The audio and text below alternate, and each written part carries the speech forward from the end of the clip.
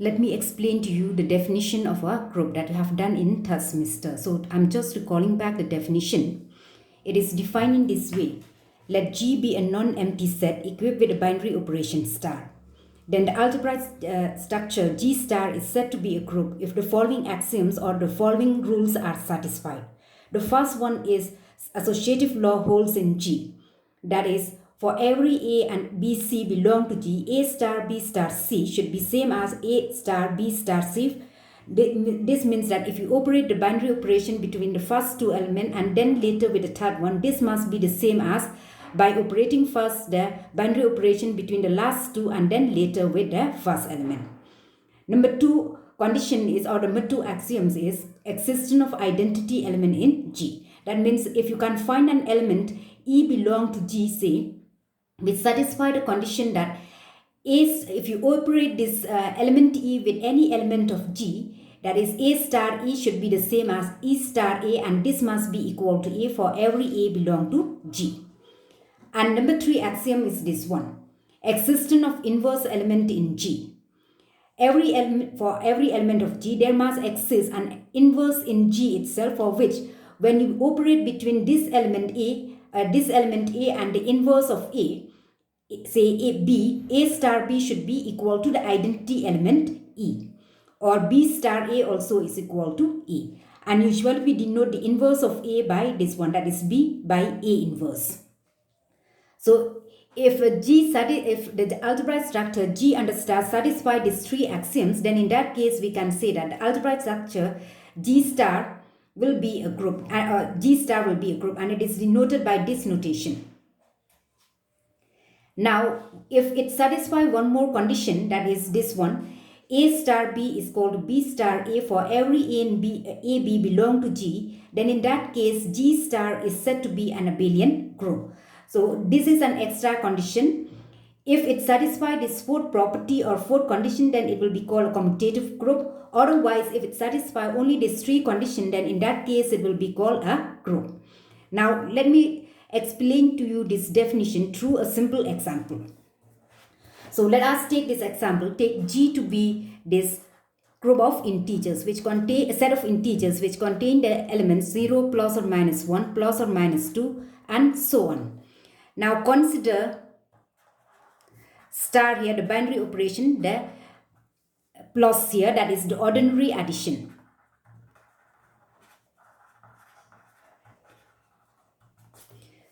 Number one, for any LMN belong to set L plus M plus N, this will always be the same as L plus M plus N. For example, 2, 3 and 5 are integers. Then 2 plus 3 plus 5, this gives you what? 5 plus 5, which is equal to 10. And 2 plus 3 plus 5, this is equal to 2 plus 8, which is again 10. So if you compare this equation 1 and 2 will implies you that 2 plus 3 plus 5 is equal to 2 plus 3 plus 5. So in general, if you take any integer L, M, N belong to set, L plus M plus N will be the same as L plus M plus N. So it satisfies the first property, that is the associative property. And then number two, existence of identity element. Now what is that identity element? Now 0 act as a 0 element belong to set, and this one will act as identity element. Number two is existence of identity element in set. Here take E is equal to 0 because for every M belong to set, that means for any integer M, 0 plus M, this one gives you M plus 0, which is equal to M. For example, you can take M to be, say, take M, say, equal to minus 3. Then 0 plus of minus 3, this will give you minus 3. And minus 3 plus 0, this also equal to minus 3. So 0 will act as the this 0 here will act as the additive identity of this set of integers. And the last condition is in order that this set under ordinary addition is a group, it must satisfy the third condition. For every element belong to set, there must exist an inverse in set itself. So existence of inverse in Z. For any L belong to set, minus L also belong to set, because set of integers contain both positive and negative integers. So if L is if L belong to set, then minus of L also will belong to set. And then you'll have L plus of minus L. This is equal to L minus L, which is equal to 0, the identity element here. And minus L plus L also will become 0. So this implies that every element of set has an inverse in set. You can just take a particular example, take L to be, say, 2. Then what is the inverse of 2? Then inverse of 2 is minus 2. For 2 plus of minus 2, this becomes 0, the identity element. Or minus 2 plus 2 also gives you 0. So this implies that set under the usual addition or ordinary addition is a group. Also, set under the binary operation plus is an abelian group. Why it is an abelian group? Because for every L and M, Lm belong to set, L plus M, the sum of this one is same as the sum of M plus L. Say 2 plus 5, this is same as 5 plus 2, which is equal to 7. So this is a simple example of a group. Now let me define the definition of a subgroup.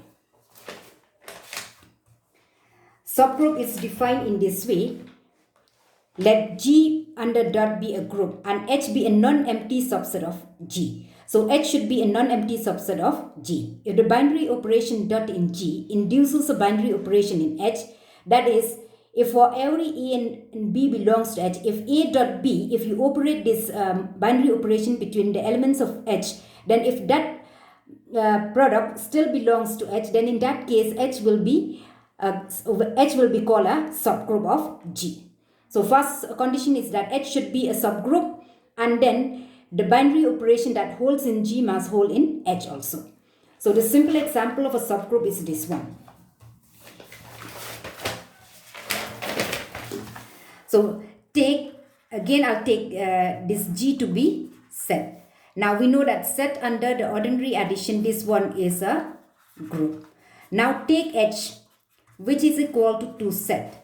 This one contains only the even multiple of even integers, 0, plus or minus 2, plus or minus 4, plus or minus 6, and so on. Now clearly H is a subset of G. And then now let us show that the binary operation in H also are satisfied in the binary operation in G are also satisfied in H. Number 1, associativity property. For every LMN belong to H, that is this one set of even integers, L plus M plus N, this will be same as L plus M plus N. For example, if you take 2, 4 and 6, then 2 plus 4 plus 6, this is same as 2 plus 4 plus 6. Existence of identity element. Again, 0 belong to set. So 0 belongs to H. So 0 is the identity element in H, which is equal to 2 set. For you can take M belong to 2 set, then 0 plus m will be equal to m plus 0, which is equal to m. For example, say minus 4 belong to 2 set. Then minus 4 plus 0, this is same as 0 plus of minus 4, which is equal to minus 4. And then number 3, existence of additive inverse of every element of 2 set. Existence of additive inverse of every element of 2 set. So now here you take this one. For m belong to 2 set, then m must be a multiple of 2. Say m is equal to 2k, where k is an integer. Then minus m also belong to 2 set, because if 2k belong to 2 set, then minus 2k also will belong to 2 set. So m plus of minus m, this will be equal to 0, which is same as minus m plus m. And you can take a particular example. Say if you take m is equal to say 6, then what is the additive inverse of 6? 6 plus minus 6, this will become 0, which is same as minus 6 plus 6. So every element of 2 set has an inverse in 2 set itself. So this shows that since all the 3 conditions of a group are satisfied in this set H under the same binary operation addition, ordinary addition, so this one will be called as the subgroup of set. So this is a simple example of a subgroup. Since it satisfies all the group axioms, as it holds in G, it holds in H also. I hope with this explanation or with these examples, it is clear now what is the definition of a subgroup and what is the definition of a group.